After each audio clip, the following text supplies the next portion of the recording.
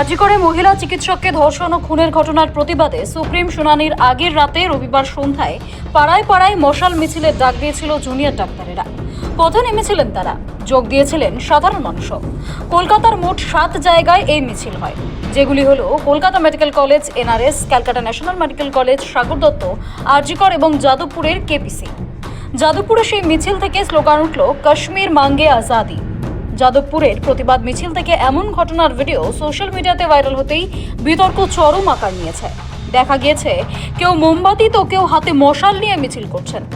সামনের সারিতে যারা রয়েছেন তাদের হাতে রয়েছে ফ্লেক্স, যেখানে লেখা তিলোত্তমা ভেবো না, আগুন নিভতে দেব না। নিচের ডান দিকে ইংরেজিতে লেখা উই ওয়ান্ট জাস্টিস।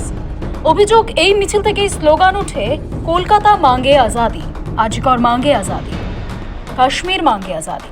যদিও সেই ভিডিওর সত্যতা যাচাই করেনি সময় কলকাতা। আর এই ভিডিও ভাইরাল হতেই সরব শাসক শিবির। এই ঘটনার প্রতিবাদে এক্স হ্যান্ডেলে সরব তৃণমূল নেতা কুণাল ঘোষ। বামেদের দিকে নিশানা করে ঝাঁঝালো আক্রমণে নামেন তৃণমূল নেতা কুণাল ঘোষ।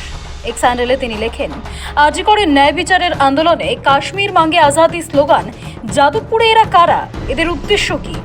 জুনিয়র ডাক্তারেরা কি আজাদ কাশ্মীরের বাসিন্দা ছাড়া রোগী দেখবেন না? তিলোত্তমা ন্যায় বিচার পাক, সবাই চাই, কিন্তু লাল মুখ আর মুখোশের আড়ালে অরাজকতার চেষ্টা বন্ধ হোক। এসবের মাঝেই মুখ খুলেছে পদ্ম শিবির।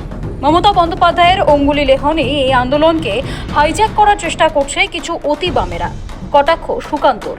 হিরণ বললেন, যাদবপুরে এই স্লোগান আগেও উঠেছে, তৃণমূল এদের পার্টনার।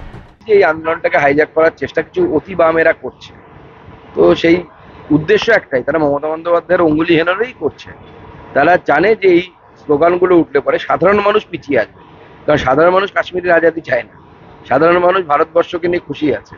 সাধারণ মানুষ তাদের এই দাবি দাওয়াগুলোকে সমর্থন করে না, কিন্তু তারা মমতা বন্দ্যোপাধ্যায়ের অঙ্গুলি হেলনে এরা এই কাজটা করছে যাতে সাধারণ মানুষ আন্দোলন থেকে সরে যায়। এরাই নো ভোট টু বিজেপি করে ভোটের সময়, অর্থাৎ পক্ষান্তরে তারা বামপন্থী সামনে, ওটা তাদের ক্যামোফ্ল্যাজ বা ছদ্মবেশ, পেছন থেকে তারা তৃণমূল কংগ্রেসের অ্যাক্টিভ কর্মী। আপনারা দেখেন যাদবপুরে বা আপনার দিল্লিতে জেএনইউতে বারবারই ওরা একটা ভারতবর্ষকে টুকরো টুকরো করার চেষ্টা করে, এবং সে টুকরে টুকরে গ্যাংয়ের মধ্যে টিএমসি একজন পার্টনার। ওদের যে ইন্ডি জোট, সেই ইন্ডি জোটের কাজই হলো ভারতবর্ষকে টুকরো টুকরো করে ভেঙে দেওয়া। তো ফলে ওরা সেই লক্ষ্যে এগোচ্ছে, আর আমরা ভারতবর্ষকে জোড়ার চেষ্টা করছি। তৃণমূল বিজেপি সুযোগ খুঁজছে আন্দোলনকারীদের বদনাম করার। তৃণমূল বিজেপিকে এক যোগে আক্রমণ বাম নেতা সৃজন ভট্টাচার্যের। আমি জানি না, আমি শুনিনি কারা মিছিল করেছে, কি করেছে বলতে পারবো না। নাগরিক মিছিলে তো লক্ষ লক্ষ মানুষ নামছেন রাস্তায়, এবং বিভিন্ন ধরনের মনোভাবের মানুষ নামছেন, ফলত ওরকম তো বেছে বেছে করা যায় না। কিন্তু আমার কথাটা হলো যে আন্দোলনকারীদের 99.9999% তারা তো আজাদি স্লোগান যখন দিচ্ছেনও, তারা আজাদি বলতে বোঝাচ্ছেন ধর্ষণের বিরুদ্ধে আজাদি, তারা বোঝাচ্ছেন পিতৃতন্ত্রের বিরুদ্ধে আজাদি, তারা বোঝাচ্ছেন দুর্নীতির বিরুদ্ধে আজাদি, সেট কালচারের বিরুদ্ধে আজাদি। সেখানে দাঁড়িয়ে অন্য কেউ কিছু বললে তাকে বিচ্ছিন্ন করা অবশ্যই কাজ, কিন্তু তিড়িং বিড়িং করার তো কি আছে? তৃণমূল বিজেপি সুযোগ খুঁজছে, তৃণমূল সুযোগ খুঁজছে আন্দোলনকারীদেরকে বদনাম করার।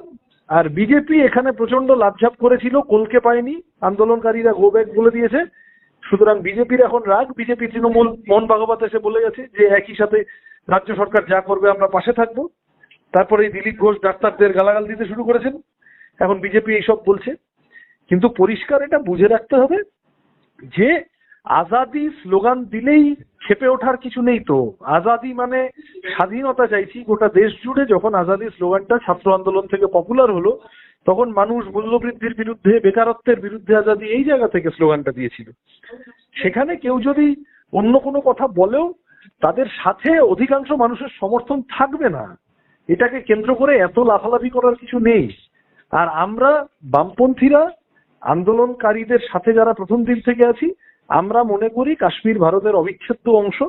আমরা মনে করি কাশ্মীরের সমস্যা আলোচনার মাধ্যমে মেটানো উচিত।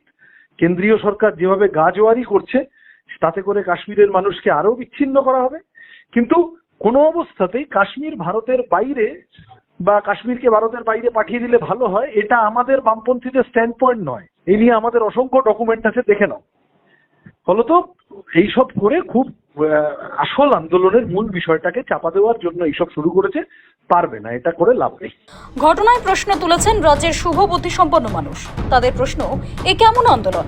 যেখানে ভারত ভাঙার কথা হয়, সেখানে বিচ্ছিন্নতাবাদের কথা হয়, প্রতিবাদে নামে দেশবিরোধী স্লোগান কিভাবে ওঠে মিছিলে? সকলেই চায়, কিন্তু এই ধরনের দেশবিরোধী মানসিকতা কোনোভাবেই মেনে নেওয়া যায় না। তোমরা সবাই দেখছো না?